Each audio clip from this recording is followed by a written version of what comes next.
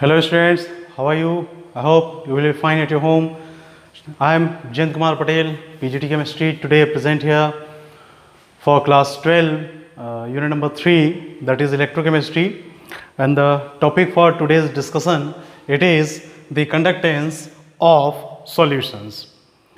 So students, as you know, in physics you have studied about Ohm's law, resistance, resistivity, conductance, conductivities, and so many electrical properties there.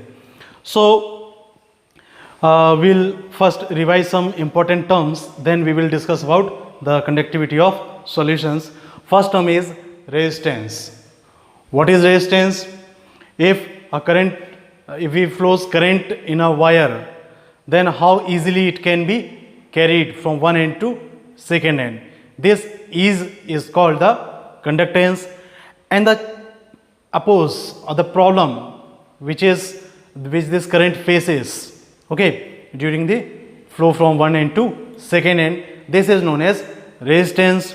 So see, this resistance, it depends on the length of that wire or conductor and the area of cross section of that wire, because with the increase in length, the current or the electrons in metals or the conductors, the electrons are responsible to conduct electricity.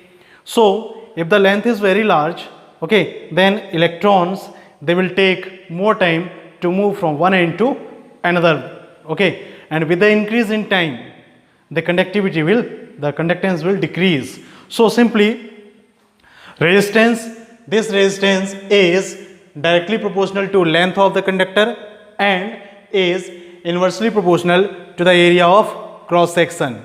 Because with the increase in area of cross section, what is area of cross section? If you take this wire, then this is called the area of cross section. So this is length, okay, this one is length. So resistance is directly proportional to length, and this is the area of cross section. So with the increase in area of cross section, the number of electrons passing per second will be higher, so the conductance will be higher. So this resistance is directly proportional to L and inversely proportional to area of cross section. Then if we remove this proportionality constant, we will use a constant. This one is rho. This one is what? This one is rho, RHO. And this rho is called the resistivity. Later we will discuss. So this R is equal to rho into L by A. The unit of this R, the resistance, this unit is ohm. So the unit of resistance, it is ohm. Now resistivity. So this resistivity is what? This rho is resistivity. Okay. This resistivity, it is equal to, if you solve this equation, then you will find this rho, it is equal to R into A by L. R into A by L. So R, unit of R is ohm, and area of cross sections, the area, unit of area, it is what? Unit of area is centimeter square, and length is centimeter. So this will be centimeter. So the unit of rho, it is ohm centimeter. In SI unit, the unit will be ohm meter. So this is the unit of this. Okay, next, conductance. So the conductance, you see, if resistivity is high, means if the problem is higher, then the flow of current, it will be less. So the conductance and resistance both are inversely proportional. So here we can see this conductance, which is denoted by G. This G is equal to 1 by R. It's a reciprocal of resistance. And the unit of G, so the unit of R, this one is ohm. So it will be 1 by ohm, means ohm inverse, or ohm inverse, it is also known as Siemens, which is known as denoted as capital S. So this is Siemens or ohm inverse. This is conductance. What is conductivity? So as the reciprocal of resistance is conductance, the reciprocal of resistivity, it is conductivity. So we can say the conductivity, it is denoted by K. that is not K, this one is kappa, Kappa, kappa. So this kappa is, it's a reciprocal of resistivity. So kappa, it is equal to 1 by rho.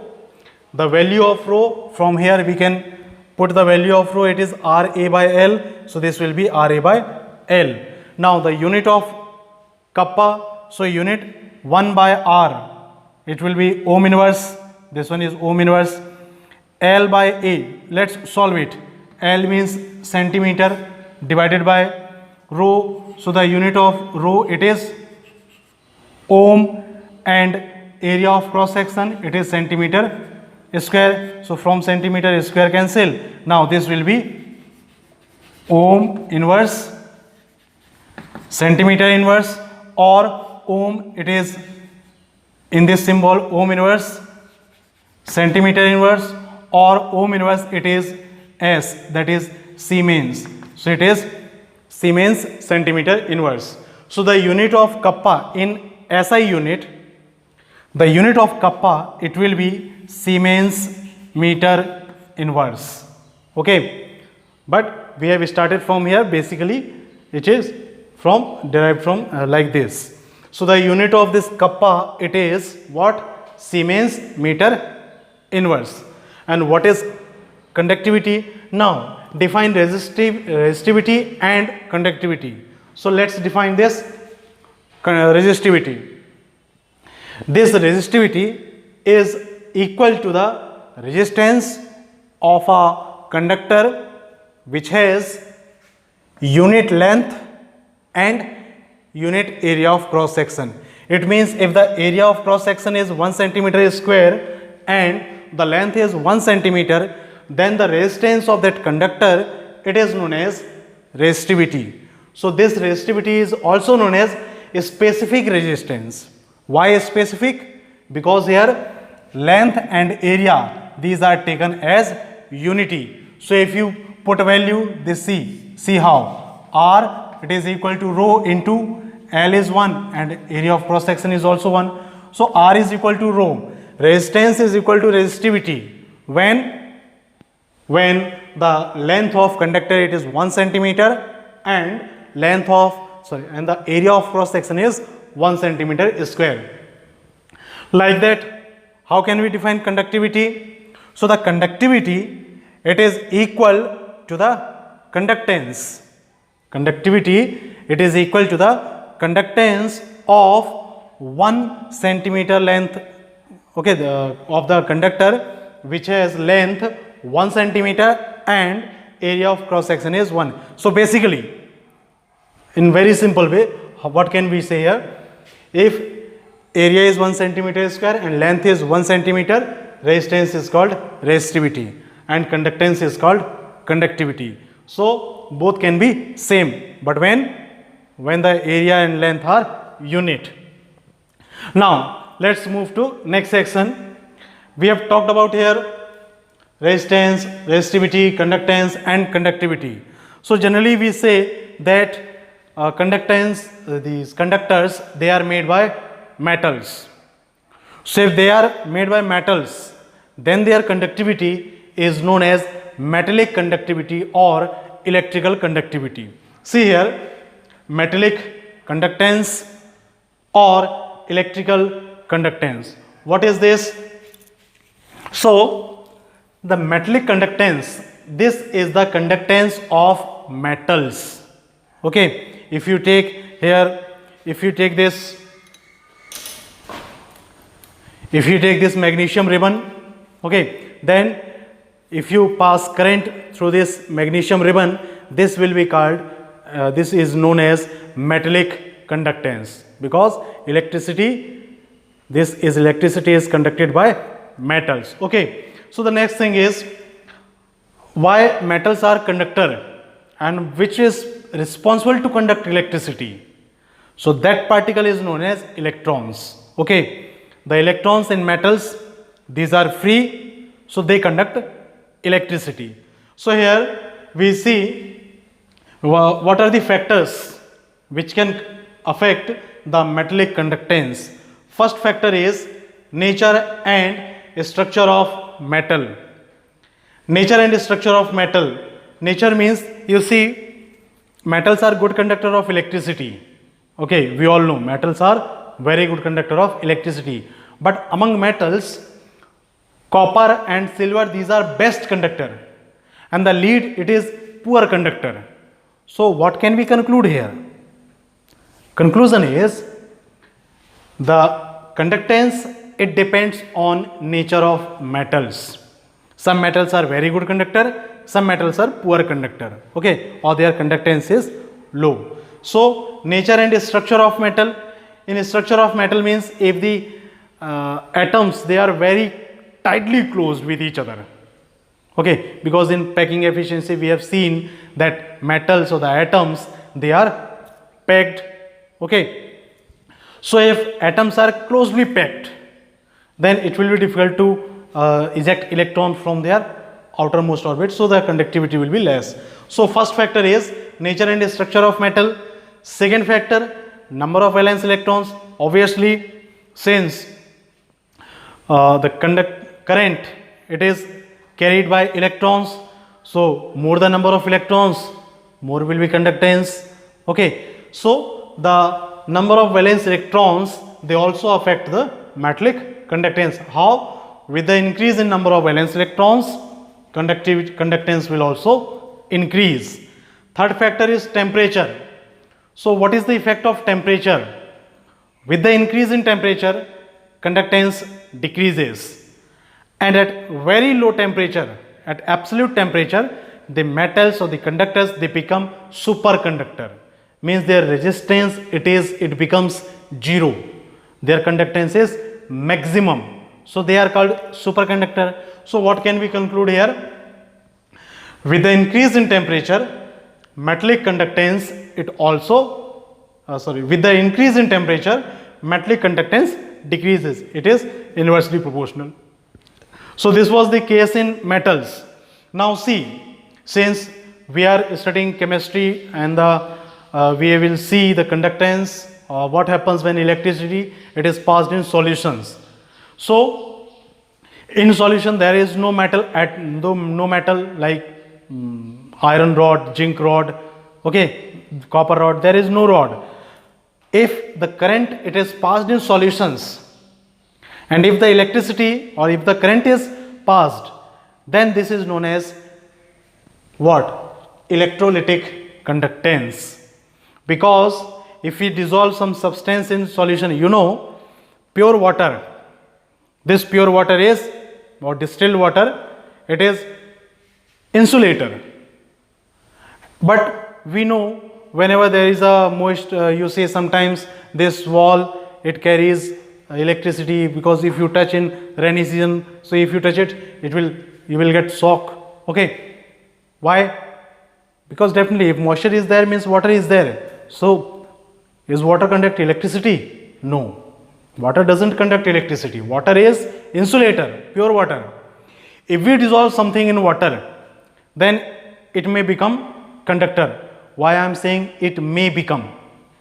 Because if the substance is ionic, then it will conduct electricity.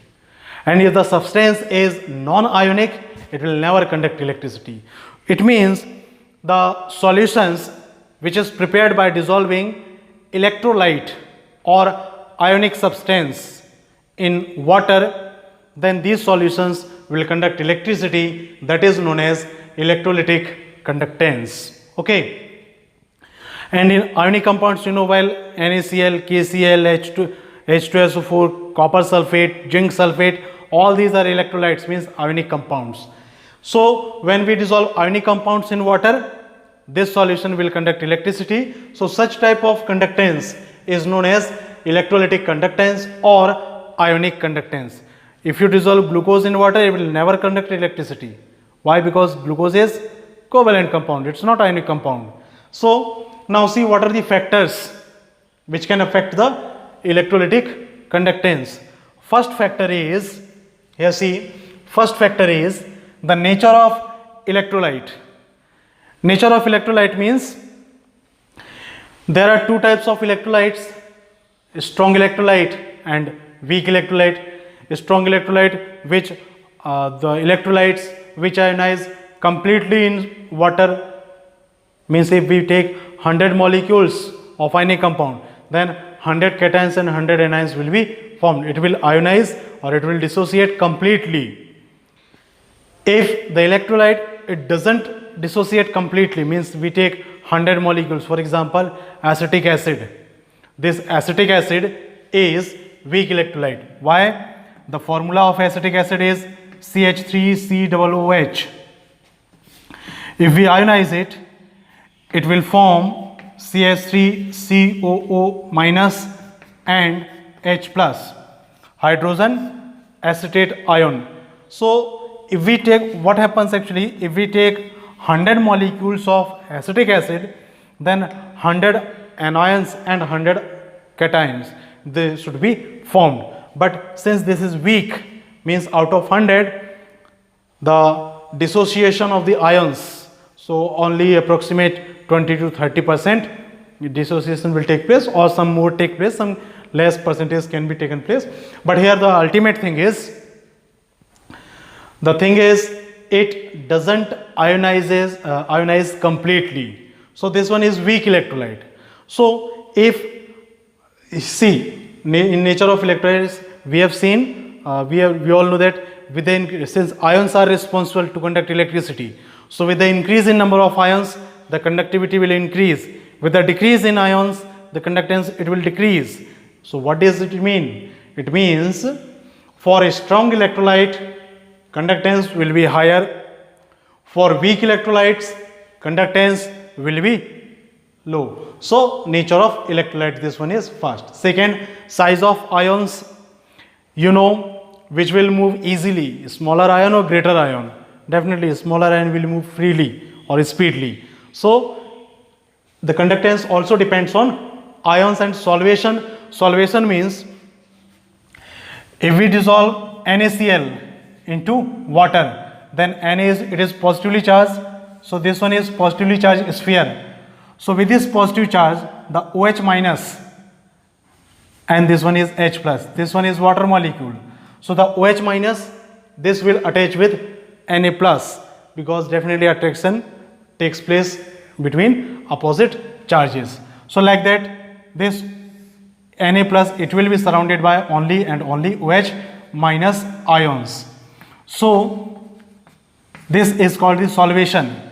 If this Na, it is capable to attach with more and more hydroxyl ions, OH hydroxide ions, then solvation will be higher. Or simply we can say how easily the electrolyte is dissolved. Okay, that is known as solvation. Third factor is nature of solvent and viscosity. Nature of solvent means what?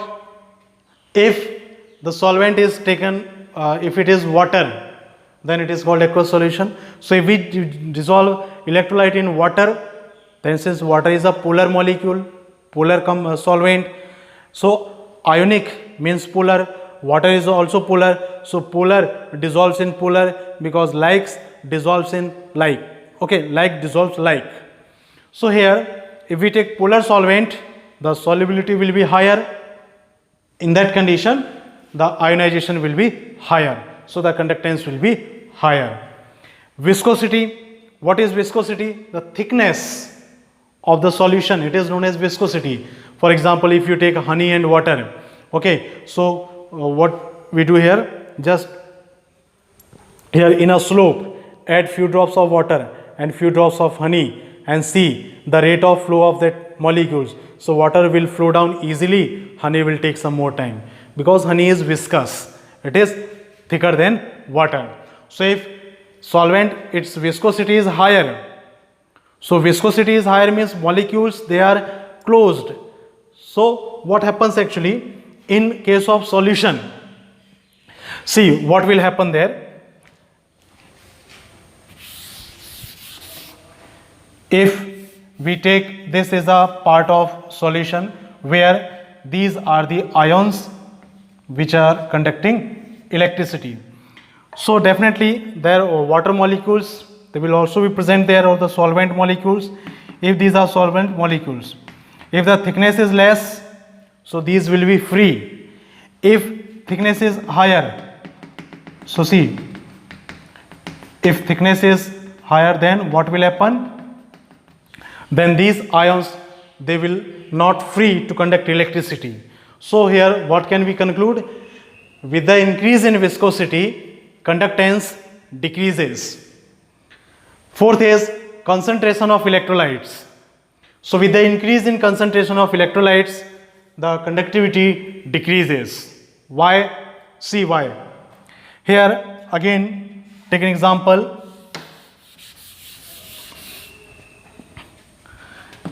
This is a part of solution where Na plus Cl minus, Na plus Cl minus, these ions are present.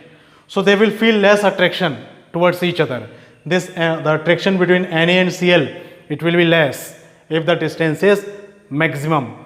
If here the number of moles are only 2 molecules are present, one molecule of NaCl and second molecule of NaCl. So here we are seeing the concentration of electrolyte. Now we are going to increase the concentration. Increase concentration means again dissolve 2 more molecules of NaCl. So definitely here you can see now the distance between the ions, it is decreasing. If the distance decreases, then attraction will increase, and if attraction increases, then the ions, they will not be free further. Okay, so they are not free anymore. So that's why they will conduct electricity, but the rate or the freedom is since their freedom is now here, it is just finished. So that's why they will conduct electricity. The rate of conduction of electricity, it will be now low. Why? Because now this Cl, which was responsible to conduct electricity, it was moving freely. In earlier case, it was moving freely. But now what is happening? Now this Cl is getting attracted by Na plus. So now it's not free. And if it is not free, then how can it conduct electricity? So that's why with the increase in concentration of electrolytes, conductance decreases. Next factor is temperature. What is the effect of temperature on conductance? Very simple. Temperature, it is directly proportional to the conductance of electrolytic solutions. Why? Because you know, with the increase in temperature, solubility also increases. Solubility increases means the number of ions, it will increase. Also the kinetic energy of ions, it will increase, and if the kinetic energy increases, the ions, they will move faster. Okay, and if they move faster, so they will conduct electricity more easily. So the effect of temperature is, with the increase in temperature, electrolytic conductance or the conductance of solution, it also increases. So students, these are some basic terms of the conductance of solution. Once again, remember, in solution, only those solutions are conductor, or only those solutions will conduct electricity which have electrolytes dissolved in it. Okay, if electrolytes are not present, means if we take some covalent molecule like glucose, urea, okay, if these are dissolved, water will remain insulator. So we will study in next lecture only about the solutions which have electrolytes or ionic compounds. Okay students, thank you. That's all for today's lecture. If you like this lecture, please like and subscribe. Thank you.